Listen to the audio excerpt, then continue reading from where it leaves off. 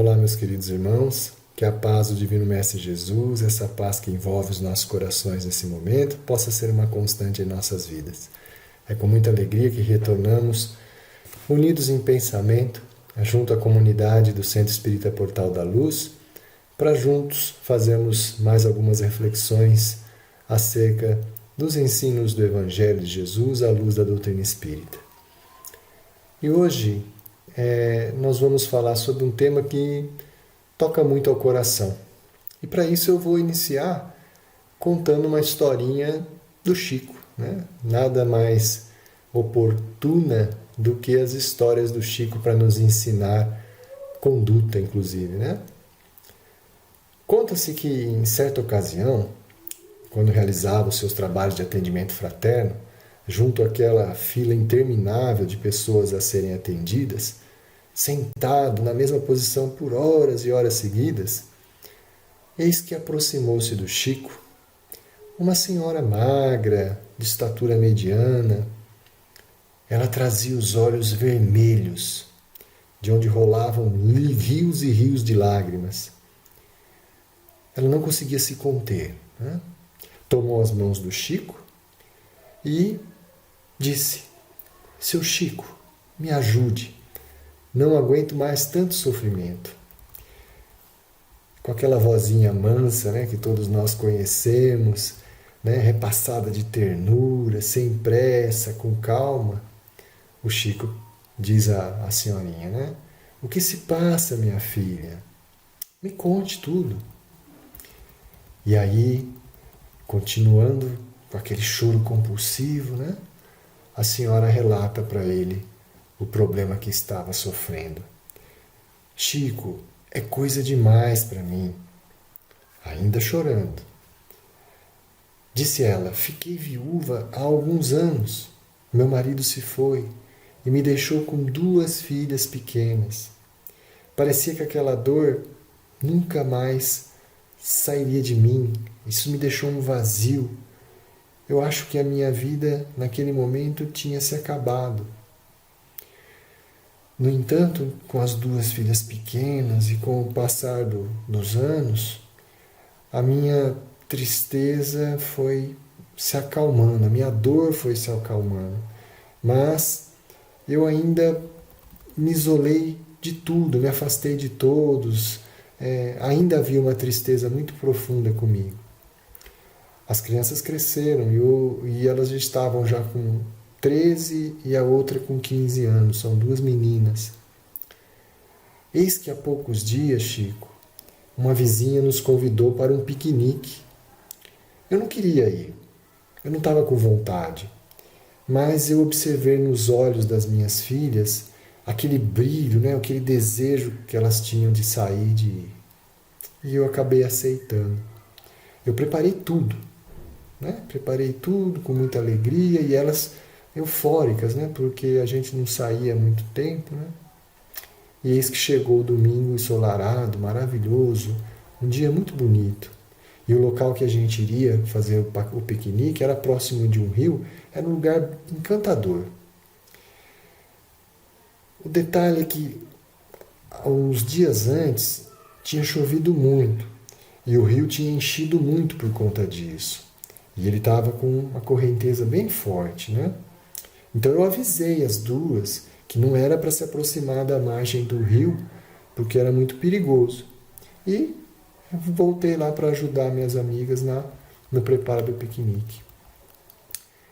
De repente, Chico, a gritaria me despertou para um desespero. Um mau pressentimento me apertou o coração. Todos nós corremos para próximo do rio e eu vi as 2 minhas filhas queridas sendo arrastadas pela correnteza.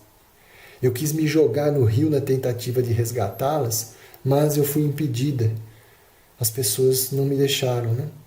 Eu estava alucinada de dor, Chico. Aí mais tarde eu fiquei sabendo que a minha filha mais nova tinha se debruçado numa pedra para pôr a mão na água e a pedra se desprendeu e ela foi projetada ao rio. Aí a irmã mais velha saiu correndo para ajudá-la, também escorregou e caiu na correnteza, Chico. Chico, elas se foram. Eu estou totalmente sozinha. Eu não quero mais viver. não tenho mais nada neste mundo. Neste momento, as pessoas que ouviram aquela conversa estavam ao lado do Chico, só observaram que dos olhos do Chico também escorriam lágrimas.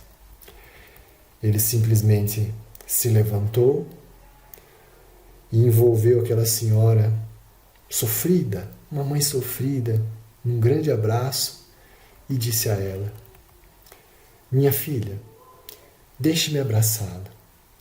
Existem dores para as quais não temos palavras. Agora, eu só posso misturar as suas com as minhas lágrimas. Vamos chorar juntos.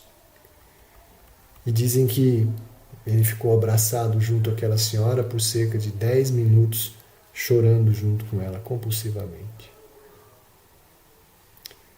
E de fato, né, meus irmãos, é uma postura que hoje nos leva a reflexões profundas, né? Estamos passando por momentos difíceis, onde inúmeras criaturas, inúmeros irmãos estão lidando com essa perda de entes queridos por conta da pandemia e também por diversos outros motivos. E nós sabemos que lidar com a perda de entes queridos é sempre muito difícil. Vivenciar essa separação, que a gente sabe que é algo inevitável na vida, mas que cedo ou tarde todos nós vamos ter que experimentar, não é simples. E Chico, na sua sensibilidade, nos mostra a postura de um verdadeiro cristão.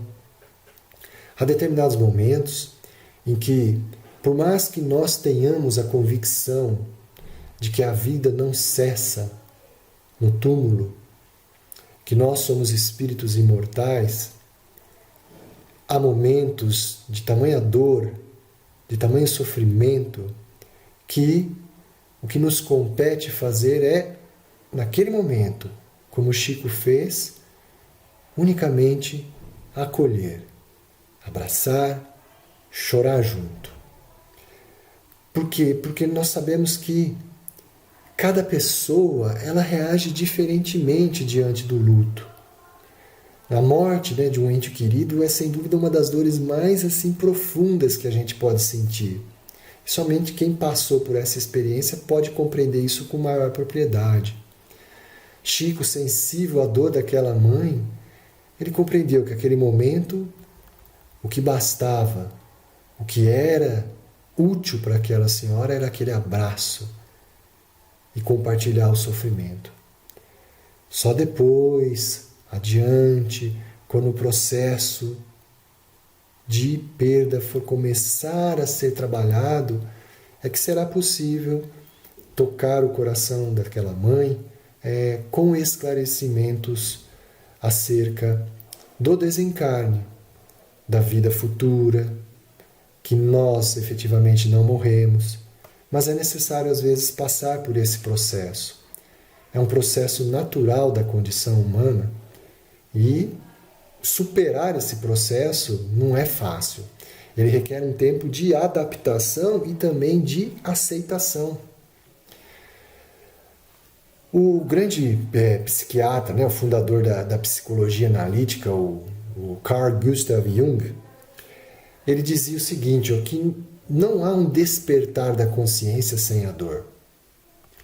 As pessoas elas podem fazer de tudo, chegando até o limite do absurdo para evitar enfrentar a sua própria alma.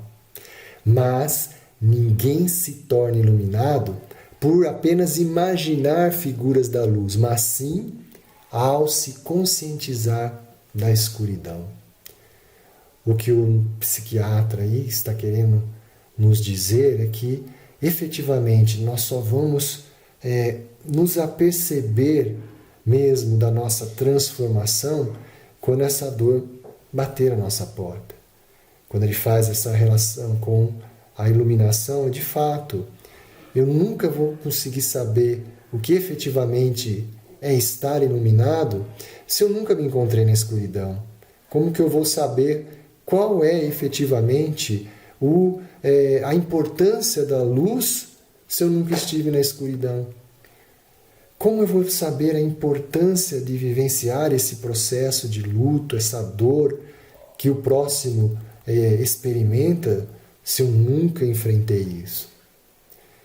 Então, quando nós perdemos um ente querido, nós nos deparamos com um fato que, de certo, nós já sabemos, mas só mesmo nos iluminamos, nos conscientizamos por conta de estar passando por aquela aflição, que é o fato de que a vida física ela é finita. E aí, quando nós nos damos conta disso, junto com essa constatação vem aquele sentimento de impotência diante da partida daquele que amamos. E que nós desejamos sempre, até mesmo às vezes por egoísmo, que estejam perto de nós. E aí há toda aquela sensação que nós já sabemos, né? Um misto de emoções que se misturam dentro de nós. Né? Esse processo de luto, ele é trabalhado por muitos profissionais da psicologia, da psiquiatria. Há até mesmo uma relação de estágios a se passar neste processo de vivenciar o luto. É um processo descrito lá pela psiquiatra Elisabeth Kübler-Ross, que ela cita que são 5 fases que são comuns ao período de quem vivencia o luto. Né? Quais seriam essas fases?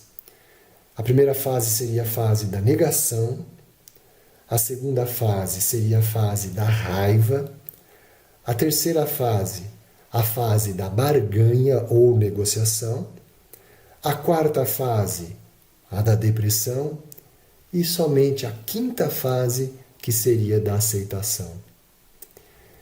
De fato, se nós analisarmos aí a vivência do luto, nós percebemos que existem essas 5 fases de maneira bem mediana no comportamento daqueles que passam pelo processo de luto. A fase da negação é justamente diante daquela perda, mesmo que prestes a acontecer, né, iminente. Ele está, aquela notícia que você recebe de que um ente está em estado terminal. A primeira sensação que nos toca é justamente querer não acreditar naquilo. Negar, não, isso não pode estar acontecendo. Que é a fuga natural de não querer enfrentar aquela escuridão. Então essa primeira fase ela é bem comum, é negar o fato, é não se dar conta de que aquilo é um processo pelo qual estamos passando. Logo na sequência vem a fase da raiva, que é uma vez que nós tivemos que aceitar, passar pela primeira fase da negação, não teve como negar a existência daquele fato, vem a raiva. Aquela raiva, a impotência. Então nós começamos até a querer questionar: por que comigo? Por que com ele? Por que tem tanta pessoa pior do que eu, ruim, que poderia estar perdendo um ente querido? Por que eu? E vem aquele questionamento a ponto mesmo de começarmos a blasfemar, a criticar a postura divina, a contestar Deus nos seus desígnios. É a fase da raiva. Após essa fase, batendo já o desespero, vem a fase da barganha. É aquela fase de negociação onde a gente faz promessas assim absurdas. Queremos, por exemplo, trocar de posição com o ente querido. Não, eu que tenho que ir e não ele. Começamos a fazer barganha com a vida, negociação com os desígnios de Deus. E quando passamos por esses 3 estágios, aí não conseguimos lidar com essa perda, vem a depressão, onde, como a mãe que foi em busca do Chico, ela já estava nessa fase, que ela não via mais sentido na vida. Por que viver? Ela havia perdido tudo. Não tinha mais sentido na vida para ela. Então ela entra num processo de depressão que, se não for bem tratado, pode levar, inclusive, ao desencarne daquela pessoa por causas de até suicídio ou mesmo de comprometimento da sua saúde física. Mas se consegue se passar por essas 4 fases, aí vem a última fase, que seria da aceitação, em que, com o tempo e feitos todos os processos de ajuda, de conscientização, aí aceita-se. Fica a saudade, fica a tristeza, mas passamos a ter a consciência de que a vida continua. Bom, e o que o Espiritismo então pode nos ajudar a respeito disso? E não só o Espiritismo, né? A religião de uma forma geral. Ora, se não podemos evitar o fim da nossa existência física, e também não podemos evitar o sofrimento, porque a perda vai sim nos causar uma dor, uma tristeza, nós podemos sim encontrar o consolo na fé e no esclarecimento que está lá no conhecimento espiritual. Diante desse cenário desconhecido, né, que é amedrontador como a morte, quando nós nos apoiamos na fé, no conhecimento espiritual diante da morte, quando nós criamos essa convicção de que a vida continua após a morte do corpo e de que a separação desses entes queridos é apenas temporária, isso já nos diminui a angústia, a ansiedade, aquela sensação de perda irreparável. A doutrina dos Espíritos, ela nos oportuniza com os seus esclarecimentos, com o testemunho daqueles que já passaram através das comunicações mediúnicas, um suporte ainda maior a essa fé. A essa fé que todos nós um dia vamos nos encontrar novamente. E que essa separação foi apenas temporária. Se mais pessoas pudessem assim ter em seus corações essa certeza de que, apesar de em planos diferentes por algum tempo,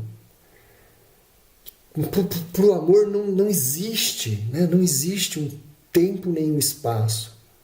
Se nós tivéssemos essa consciência, quanto maior fosse o número de irmãos que, independente da crença religiosa, mas tivesse essa certeza da vida futura, essa certeza de que isso aqui é apenas uma roupagem material, que nós somos espíritos imortais e que a verdadeira vida é a vida espiritual, essa certeza, se ela se fizesse presente no maior número de pessoas possível, nós teríamos essa convicção plena que o amor, para o amor não existe nem espaço nem tempo, e os laços que nos unem, eles permanecem além do túmulo.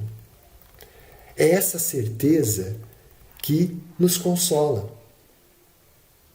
E o Espiritismo vem esclarecer que é possível essa conexão. Né? Ele esclarece que essas dores que nos parecem inconsoláveis daqueles que ficam aqui encarnados, em relação aos espíritos que partiram, ela pode ser amenizada. E como? Como que ela pode ser amenizada? Então nós temos que ter essa consciência de que o melhor que nós podemos fazer por quem nós amamos é desejar com todo o nosso coração que aqueles que partiram, que eles possam ser felizes nessa nova etapa da vida que eles estão. E que essa felicidade desses que partiram, elas também dependem do nosso equilíbrio. Nós precisamos estar equilibrados nas nossas emoções e confiantes de que em breve nós vamos estar juntos, nos reencontrarmos novamente. Por quê? Porque esse equilíbrio nas nossas emoções é muito importante para aqueles que já partiram. Porque eles também, como nós, sentem essa dor do afastamento.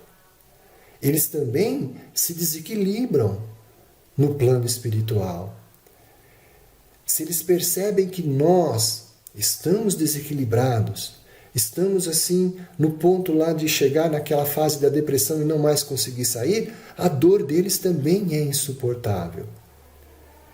E a busca da felicidade para eles de novos rumos, para inclusive acelerar o nosso reencontro em novas romagens, isso fica prejudicado também porque eles se desequilibram com o nosso desequilíbrio.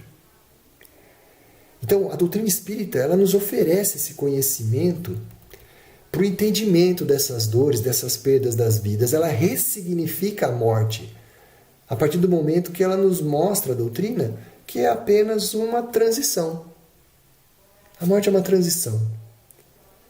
E o que mais nos consola, imagina, né? Se você tinha aquelas questões, de onde eu vim, para onde eu vou, o que acontece após a morte, se você tem essas questões que lhe perturbam o dia a dia, é interessante que possamos encontrar resposta para essas questões filosóficas profundas. Por quê? Porque para que nós vivamos em equilíbrio, o ser humano precisa ter respostas. Enquanto se você vive exclusivamente com dúvidas, receios, você é uma pessoa que vive em desarmonia. Então é interessante que nós tenhamos respostas. E a partir do momento que o Espiritismo nos dá um alicerce tão sólido, através dos conceitos apresentados lá em O Livro dos Espíritos, em que Deus existe, é a inteligência suprema, causa primária de todas as coisas, que nós somos espíritos imortais e somos almas aqui enquanto encarnados, vivendo uma experiência material, mas que a verdadeira vida é a vida espiritual. Quando vem com as mensagens trazidas pelos espíritos através da mediunidade, essa bênção que Deus nos proporciona, trazendo as notícias do mundo espiritual, quando o Espiritismo vem e nos dá tantas ferramentas para nos fortalecer a fé, e temos a certeza, sim, que agora nós vamos para um outro lugar, então aquelas dúvidas já não mais existem. E isso muda totalmente a perspectiva. Muda tudo. E nós passamos a encarar o desencarne. Sim, sofreremos dor, saudades, mas não mais desespero. Porque sabemos que nos encontraremos novamente na misericórdia de Deus. E aí, meus irmãos, para que a gente entenda como é misericordiosa a graça de Deus, o amor infinito que tem por nós, nós gostaríamos de compartilhar com os irmãos uma preciosa lição de Emmanuel. Eu gostaria de ler para os irmãos, então, a mensagem Eles Vivem, que está na obra Retornaram Contando, psicografia de Francisco Cândido Xavier, vários autores, esta mensagem de Emmanuel. Ante os que partiram, precedendo-te na grande mudança, não permitas que o desespero te ensombre o coração. Eles não morreram, estão vivos, compartilham-te as aflições quando te lastimas sem consolo. Inquietam-se com a tua rendição aos desafios da angústia quando te afastas da confiança em Deus. Eles sabem igualmente quanto dói a separação. Conhecem o pranto da despedida e te recordam as mãos trementes no adeus, conservando na acústica do espírito as palavras que pronunciaste quando não mais conseguiram responder às interpelações que articulastes no auge da amargura. Não admitas estejam eles indiferentes ao teu caminho ou à tua dor. Eles percebem quanto te custa a readaptação ao mundo e a existência terrestre sem eles, e quase sempre se transformam em sirineus de ternura incessante, amparando-te o trabalho de renovação ou enxugando-te as lágrimas, quando tateis a lousa ou lhes enfeitas a memória perguntando por quê. Pensa neles com a saudade convertida em oração. As tuas preces de amor representam os acordes de esperança e devotamento, despertando-os para as visões mais altas na vida. Quando puderes, realiza por eles as tarefas em que estimariam prosseguir, e tê-los-á contigo por infatigáveis zeladores de teus dias. Se muitos deles são teu refúgio e inspiração nas atividades a que te prendes no mundo, para muitos outros deles és o apoio e o incentivo para a elevação que se lhes faz necessária. Quando te disponhas a buscar os entes queridos domiciliados no mais além, não te detenhas na terra que lhes resguarda as últimas relíquias da experiência no plano material.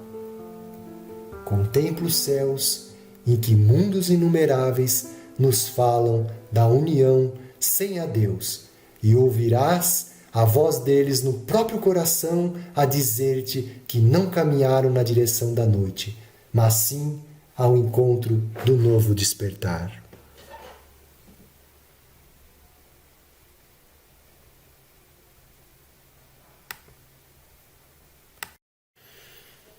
Bem, meus irmãos, após essa mensagem consoladora de Emmanuel, só nos resta agradecer a Deus, agradecer a espiritualidade amiga por tanto consolo, por tanto amor, mas acima de tudo, desejar do fundo do nosso coração a todos esses irmãos que hoje, passando por aquelas fases do luto, estão em dor e sofrimento. Hoje a nossa oração é para vocês, meus irmãos. A nossa oração de fé, confiança em Deus. Quem morre é o corpo físico. Em espírito, todos nós somos imortais. A oração é o que nos conectará com o ente querido, que nos deixará em equilíbrio. Então eu convido a todos, em pensamento, unir os nossos corações e oferecer a esses irmãos de sofrimento a oração que acalma a alma. Senhor Deus, Pai dos que choram, dos tristes e dos oprimidos, fortaleza dos vencidos, consolo de toda dor. Embora a miséria amarga do pranto de nossos erros, neste mundo de desterro, clamamos por teu amor. Nas aflições do caminho, nas noites mais tormentosas, vossa fonte generosa é o bem que não secará.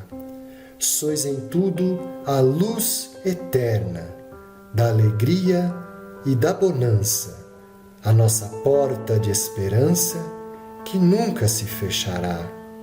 Quando tudo nos despreza nesse reino da iniquidade, quando vem a tempestade sobre as flores da ilusão, ó Pai, sois a canção da certeza, vencendo toda aspereza, vencendo toda aflição.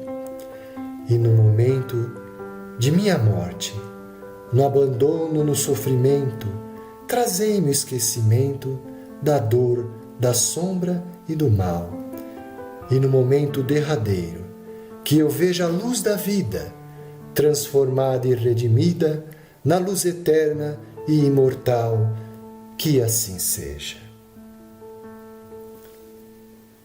Fiquem em paz, meus irmãos. Que Deus abençoe a todos.